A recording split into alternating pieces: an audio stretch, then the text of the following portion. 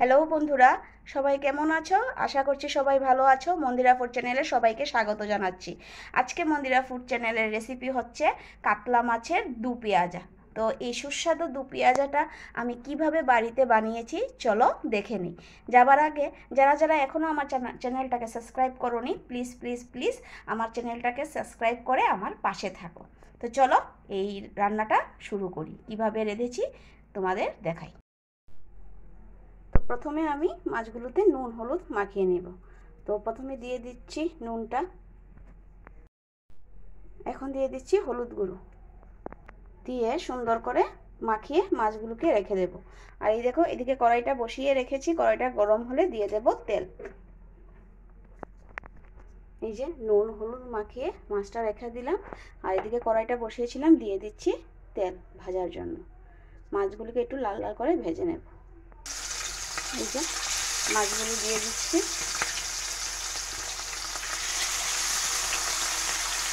মাছগুলোকে সুন্দর করে ভেজে নেব প্রথমে। এই যে মাছগুলোকে আমি লাল লাল করে সুন্দর করে ভেজে নিয়েছি, এখন তুলে নেব। একটা একটা করে মাছ তুলে নেব। তো বন্ধুরা, মাছগুলো ভেজে তুলে নিয়েছি, দেখতেই পাচ্ছ অনেকটা তেল রয়েছে। এখন এই তেলেই আমি বাকি রান্নাটা রান্না করব। তো প্রথমে দিয়ে দিচ্ছি একটা তেজপাতা আর কয়েকটা গরম মশলা। আর এই দেখো, এদিকে আমি প্রচুর পরিমাণে পেঁয়াজ আর কাঁচামরিচকে একসাথে কুচিয়ে নিয়েছি। যেহেতু দু পেঁয়াজই বানাবো, সেজন্য পেঁয়াজের পরিমাণ তো একটু বেশি হবেই। আর এটাতে রসুন ব্যবহার হয় না দু পেঁয়াজিতে। এখন দিয়ে দিচ্ছি পেঁয়াজটা,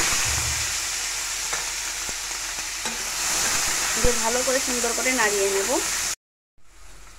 তো দেখতেই পাচ্ছ অনেকটা পরিমাণ পেঁয়াজ দিয়ে দিয়েছি। এখন দিয়ে দিচ্ছি পরিমাণ মতো নুন। এখন আর কোনো কিছু দেব না। প্রথমে পেঁয়াজগুলোকে সুন্দর করে একটু ভেজে নেবে, যতক্ষণ পর্যন্ত না একটু কালার চেঞ্জ হচ্ছে।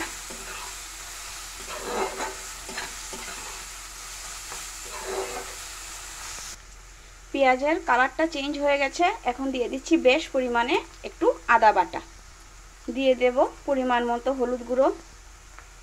আর যেহেতু এখানে প্রচুর পরিমাণে আমি কাঁচামরিচ দিয়েছি, সেজন্য শুধু কালারের জন্য দিব Kashmiri red chilli powder. Extra কোনো ঝালের জন্য লঙ্কা গুঁড়ো দেব না, শুধু কালারের জন্য আমি রেড চিলিটা ইউজ করছি।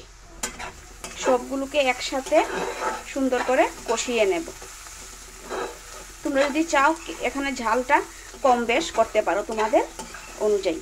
আমি এখানে মোটামুটি ঝাল দিয়েছি, যেহেতু দু পেঁয়াজি সেজন্য একটু তো ঝাল হবেই।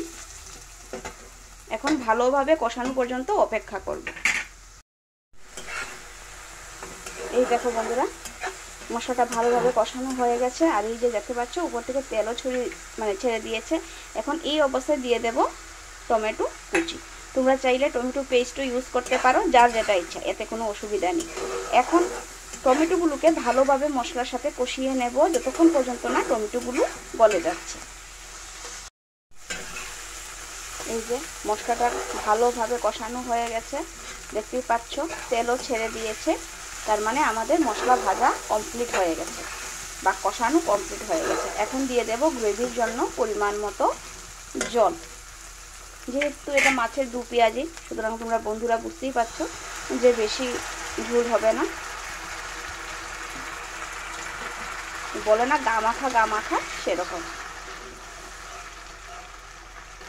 ঝোলটা ফুটে গেলেই আমরা মাছগুলো দিয়ে দেব, তাহলে রেডি হয়ে যাবে আমাদের আজকের রেসিপি কাতলা মাছের দু পেঁয়াজি।